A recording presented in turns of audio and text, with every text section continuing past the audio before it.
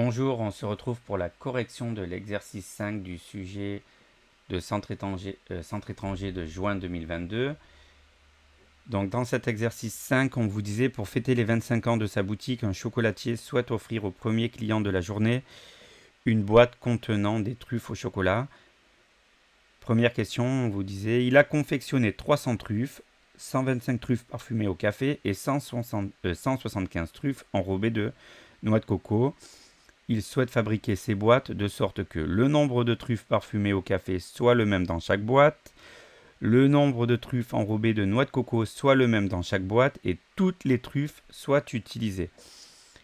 Donc peut-être que pour certains, rien qu'à la lecture et dans la façon dont est constitué l'énoncé, ça vous a rappelé certaines questions déjà abordées dans l'année et certains types d'exercices, d'accord? Et tu as déjà vu à quel chapitre ça fait référence. Alors, on va voir. Oui, pardon. La première partie, elle est constituée en 4 petites questions. Donc, on vous disait pour commencer, décomposer 125 et 175 en produits de facteurs premiers. Donc, vous êtes assez guidé en fait. Donc, petit a. Alors, 125. Même sans ma calculatrice, ça va être assez facile à décomposer. Je vois que 125, il est dans la table de 5. C'est 5 fois combien? C'est 5 fois 25. Ah, j'aurais pu dire aussi directement il était dans la table de 25, puisque les deux derniers chiffres c'est 25. Et 25 c'est encore 5 fois 5. Donc on a 5 fois 5 fois 5. Ou tout simplement, j'aurais pu mettre directement 5 au cube. Maintenant 175.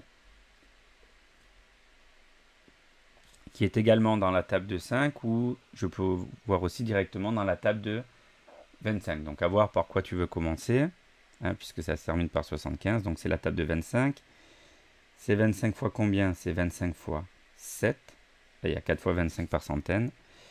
25, c'est 5 fois 5. Donc ça fait 5 fois 5 fois 7. Et là, on a terminé, puisque 5 et 7 sont des nombres premiers. Donc on a 5 au carré fois 7. Voilà pour la première question. Décomposer un nombre en produit de facteurs premiers, c'est le réécrire comme une multiplication de nombres premiers. On passe à la question B. En déduire la liste des diviseurs communs à 125 et 75. Alors, tu as vu lors de ces années de collège comment utiliser la décomposition en produit de facteurs premiers pour trouver les diviseurs d'un nombre. Donc, il suffit de voir quels sont les diviseurs que tu pourrais avoir en commun. On rappelle que pour trouver les diviseurs d'un nombre à partir de sa décomposition en produit de facteurs premiers, on imagine toutes les combinaisons qu'on peut faire à partir des facteurs premiers de ce nombre. Donc attention, il n'y a qu'un diviseur commun que la décomposition en produit de facteurs premiers elle ne donne pas. Il faut y penser, c'est le 1. Donc on y va. Donc on peut dire les diviseurs communs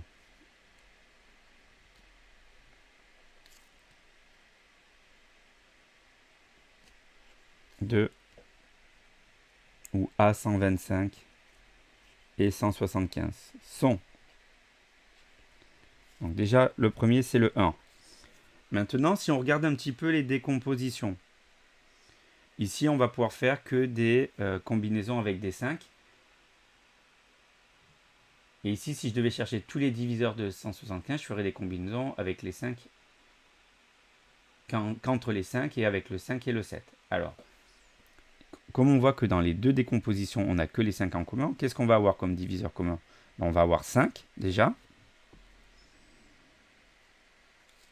D'accord, on peut diviser 125 et 175 par 5, on l'a vu ici. Mais ils sont aussi tous les deux dans la table de 5 au carré. D'accord, puisqu'ici on a du 5 au cube, et là on a directement 5 au carré. On l'a vu, les deux étaient dans la table de 25, donc on peut regarder aussi ce qu'on avait écrit ici. Donc on a 5 au carré qui est égal à 25. Est-ce qu'on a d'autres diviseurs communs? Qu'est-ce qu'on pourrait faire ici? Comme combinaison, on pourrait faire 5 fois 5 fois 5, 5 au cube. Mais ici, on n'a que 5 au carré dans la décomposition. Donc ça veut dire que 175, il n'est pas dans la table de 125, dans la table de 5 au cube. Toutes les autres combinaisons qu'on pourrait faire ici, ce serait avec le 7. Or, 125 n'est pas dans la table de 7. Donc on a terminé. On a 3 diviseurs communs à 125 et 175. Donc on a terminé pour la question B. À la question C, on vous demandait quel nombre maximal de boîtes le chocolatier pourra-t-il réaliser. Donc sachant que le nombre de truffes parfumées au café doit être le même dans chaque boîte, le nombre de truffes enrobées de noix de coco doit être le même dans chaque boîte, et toutes les truffes doivent être utilisées. Donc on sait qu'on cherche quoi? On cherche un diviseur de ou à 125 et 175. D'accord? Donc, et puisque le nombre de boîtes doit être le plus grand possible, on cherche le plus grand diviseur commun à 125 et 175. On va dire à partir de la question B,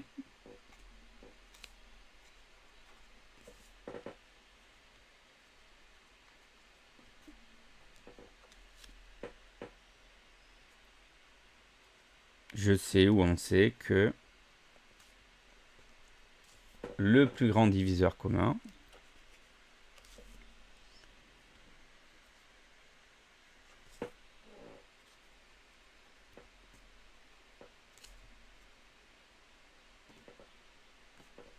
à 125 et 175 et 25. Conclusion, le chocolatier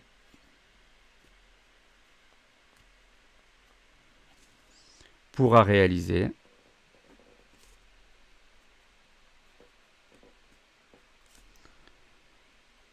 un nombre maximal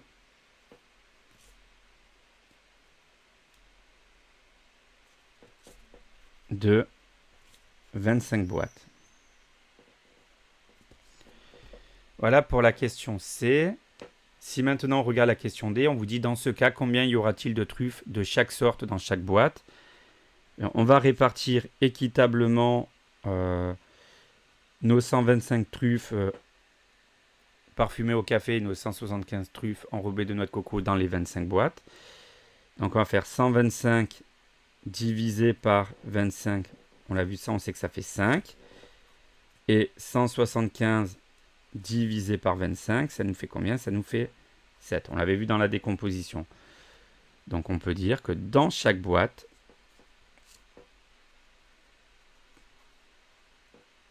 il y aura 5 truffes parfumées au café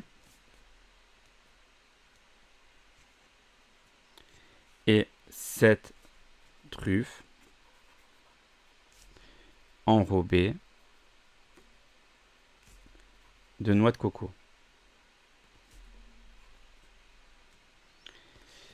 La première partie de cet exercice est terminée. On va se pencher rapidement sur la deuxième. Le chocolatier souhaite fabriquer des boîtes contenant 12 truffes. Pour cela, il a le choix entre deux types de boîtes qui peuvent contenir les 12 truffes et dont les caractéristiques sont données ci-dessous. Si on regarde bien les informations qui sont données, qu'est-ce qu'on a comme type de boîte? Une boîte qui a la forme d'une pyramide à base carrée, de côté 4,8 cm et de hauteur 5 cm, ou des boîtes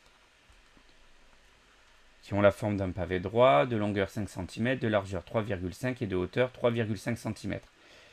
Et on vous disait dans cette question, chacune des 12 truffes est assimilée à une boule de diamètre 1,5 cm.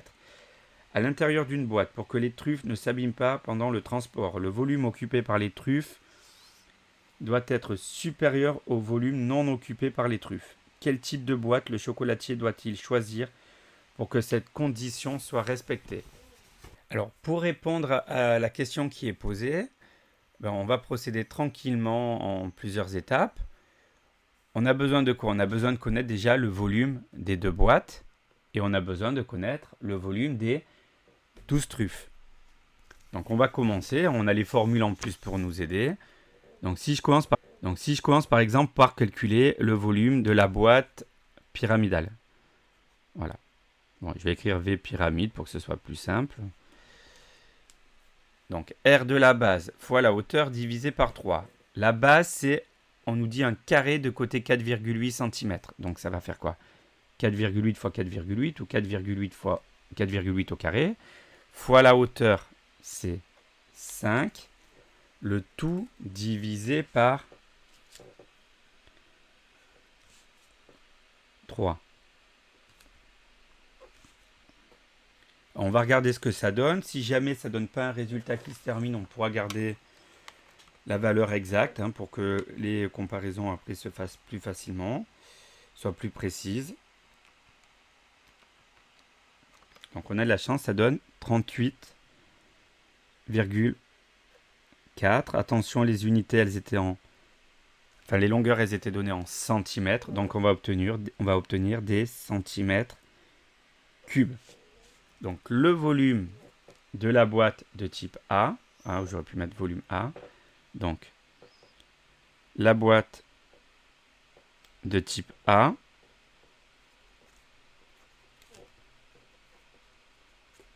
a un volume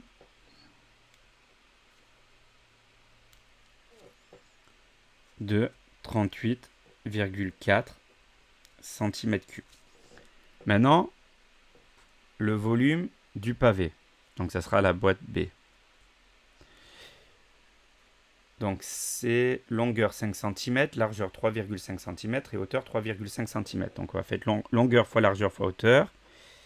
5 fois 3,5 fois 3,5 et ça donne 61,25, encore une fois, centimètres cubes. Donc la boîte de type B a un volume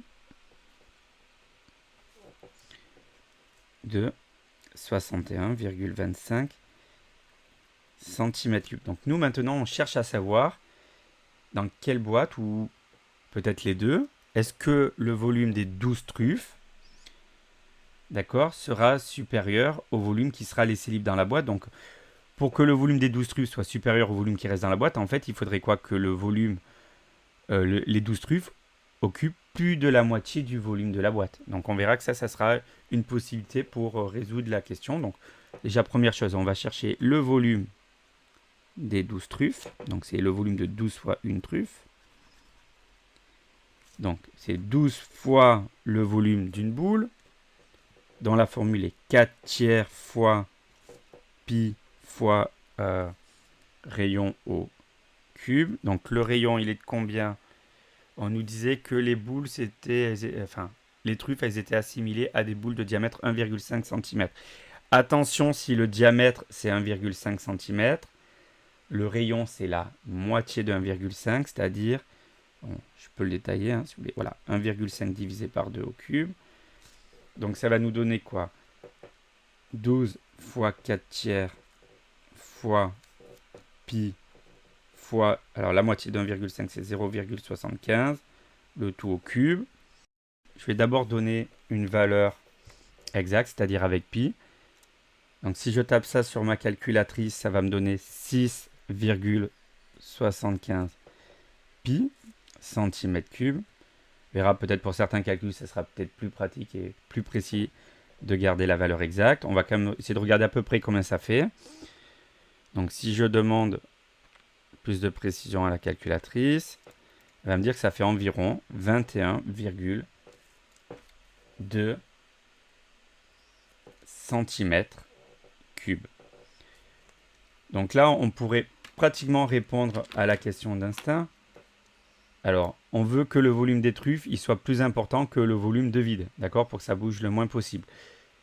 Donc, c'est-à-dire que le volume des 12 truffes, il doit représenter plus de 50% du volume de la boîte, d'accord, s'il doit être majoritaire. Donc, si on regarde un petit peu les nombres, le volume des 12 truffes, c'est environ 21,2. Quand on compare par rapport à 38,4, on voit clairement que c'est plus que la moitié. Par contre, quand je compare les 21,2 au 61,25, ici, on voit clairement que 21,2, c'est moins que la moitié de 61,25. Ça serait dans les 30. Donc, on peut déjà répondre intuitivement que la boîte A, elle sera adaptée, la boîte B, elle ne sera pas adaptée. Alors, si vous voulez rédiger, d'accord, et justifier votre réponse, vous pouvez le faire donc de deux façons. Soit vous comparez, vous calculez le volume de vide qu'il y a, et vous dites bah, si c'est plus grand ou moins, ou sinon vous faites le rapport, vous cherchez la proportion, d'accord, qu'occupent les 12 truffes par rapport au volume total, et vous dites si c'est plus ou moins que 50%. Donc je vais vous faire les deux à chaque fois, comme ça vous pourrez conclure. Donc si je cherche le volume de vide dans la boîte A, ça va être combien? 38,4 moins 6,75 pi. Et ça donne environ combien? 38,4 moins 6,75 pi, ça nous donne environ 17,2 cm3. Donc 17,2, ok, c'est plus petit que 21,2. Donc on peut dire que le volume des 12 truffes,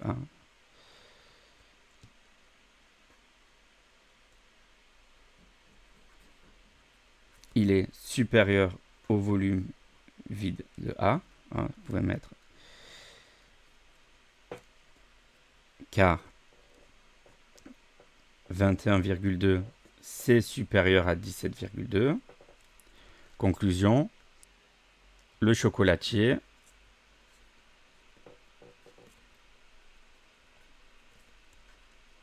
peut choisir la boîte A.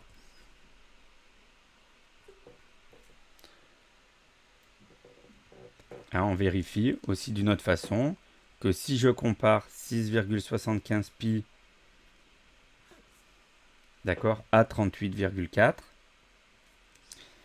ça donne combien? 6,75 pi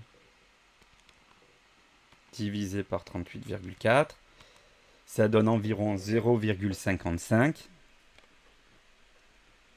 donc c'est-à-dire 55%, qui est supérieur à 50%. Donc on est bien sur la même conclusion. Ok. Maintenant, si je fais la même chose pour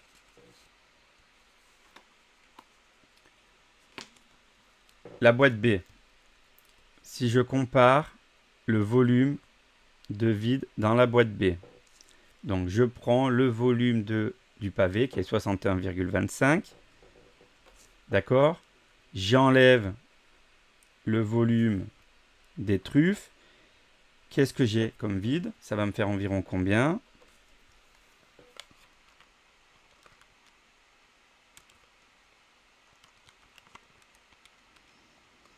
Ça fait environ 40,04 cm3. D'accord? Donc cette fois-ci, clairement, le volume des 12 truffes, il est très largement inférieur au volume de vide dans la baie. D'accord? Car, on peut l'expliquer encore une fois, enfin 21,2, pardon, c'est strictement inférieur à 40,04.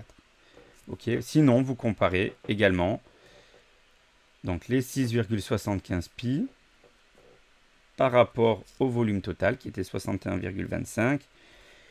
Et là, on l'avait dit clairement, allez, 21,2, on voit que c'est largement inférieur à 50%. Donc, si on veut être précis, on calcule ce que ça fait. 6,75 pi sur 61,25. Ça fait environ 0,35, même en arrondissant maximum. Donc, c'est toujours inférieur. Pardon, ça fait 35%. Donc, c'est bien, cette fois-ci, inférieur à 50%. Et on conclut que le chocolatier, de toute façon, ne peut pas utiliser la boîte B.